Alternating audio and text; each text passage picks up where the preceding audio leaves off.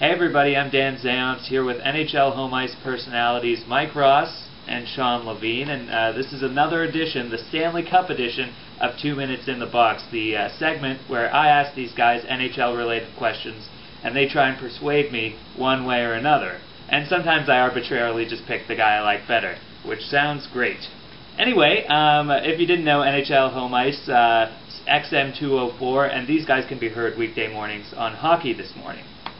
So why don't I get right to it? It's the guy who makes the rightest answer, and that was grammatically correct. So here we go. Question number one, and Shawnee thought of this idea for a great question. Who has VP of the Flyers in the Cup final? And we will start with Shawn. I'm going to say Anthony Niemi so far. He has proven that he's a legitimate #1 goaltender, and the games that they won in Chicago, he was the difference. They struggled in that first game, but when he had to make the key save in the third period in Game 1, he did it, and he was rock solid in Game number 2. It's not Anthony Niemi's fault for Game 3. I think Anthony Niemi for sure is the Blackhawks MVP. On the Flyers side, I'm going with Chris Pronger. I think he has been a monster, averaging over 30 minutes a game. He has neutralized in the net for Michael Leighton in front. Bufflin has been a non-factor in this series. So Chris Pronger, to me right now, is definitely the MVP for the Flyers. Thorough answer. Rossi, what do you think? Well, you're not going to be hard to convince because I think it's Niemi for Chicago as well. I think if you're playing one-goal games, the goaltending has to be solid. And though it was leaky on both sides in Game 1, I think once those two teams sort of had an idea of what to expect from each other, Niemi really picked up his game. As far as Philadelphia goes, we completely disagree on this one. I agree that Pronger's been a big factor, but I tend to lean more towards Danny Briere and the offensive spark that he's given his team. It's been constant through the playoffs, and he's right now, as we speak, second in playoff scoring, second in goal scoring in the playoffs as well. So to me, although goaltending is a big story for the Chicago Blackhawks, I think the offense is a bigger story for Philly, and so Briere would get my pick. Well, Shawnee, you know I like when guys go in a different direction. Rossi takes question number one with the point. So I mean, he gets the cup? He'll get the temporary cup. For temporary cup. All right, question number two. We all remember old Chicago Stadium. It was known for its thunderous anthems. United Center and Wachovia have been great so far in the playoffs for recreating that magic. What do you guys think? Which arena has had the better anthem? Rossi, we'll start with you. You're asking the wrong guy because I don't care about the anthems.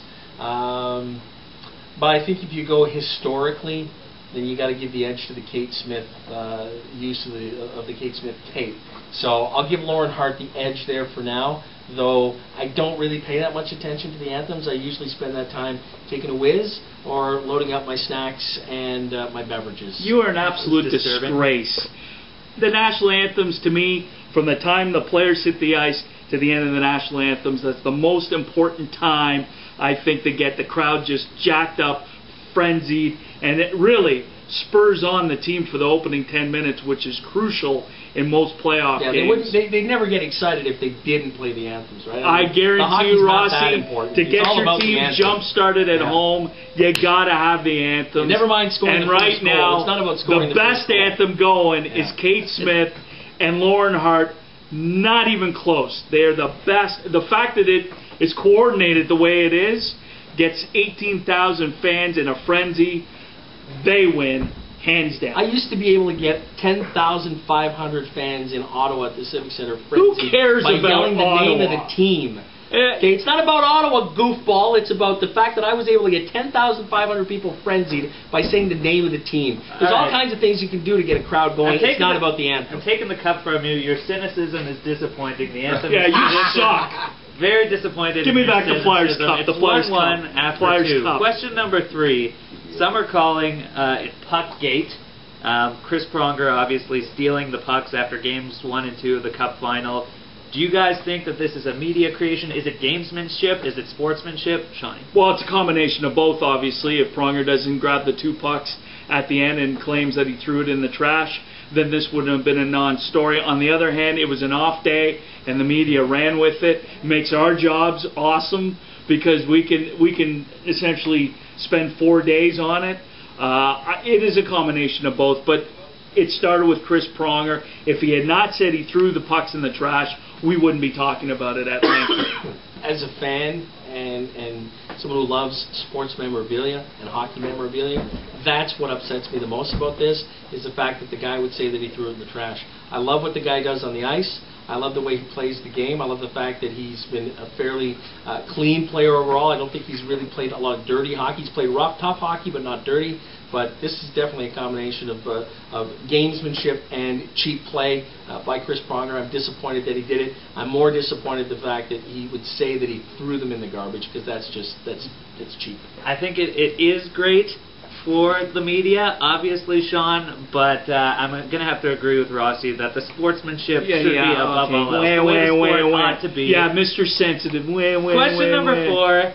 Flyers and Blackhawks, they both feature players you love to hate. I'm talking about Daniel Carcillo, Ben Eager. Whose player would you love to have on your team but hate to have as an opposition, maybe on your rival team? And we'll go with Rossi. I go with Carcillo. If you're going Carcillo versus Eager, I go with Carcillo, but I go with the Dan Carcillo I've seen in the last 2 games, who is the guy that hasn't played foolish, hasn't got into penalty trouble. He's simply done a great job at getting under the skin of the other team. I don't think Ben Eager's really done that. Ben Eager's played a tough game. He scored the winning goal in Game 2. But to me, Carcillo has played that sort of role of the rat better than Ben Eager has. And so I'd go with Carcillo from the last couple of games because he's played rough, tough, but smart. All right. Interesting point. Well, Carcillo, I agree. If I had to choose one of those guys out of those two, definitely Carcillo. He plays on an edge.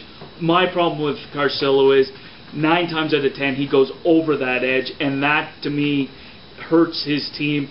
Is he the perfect model for the Philadelphia Flyers Broad Street bully image? Of course he is.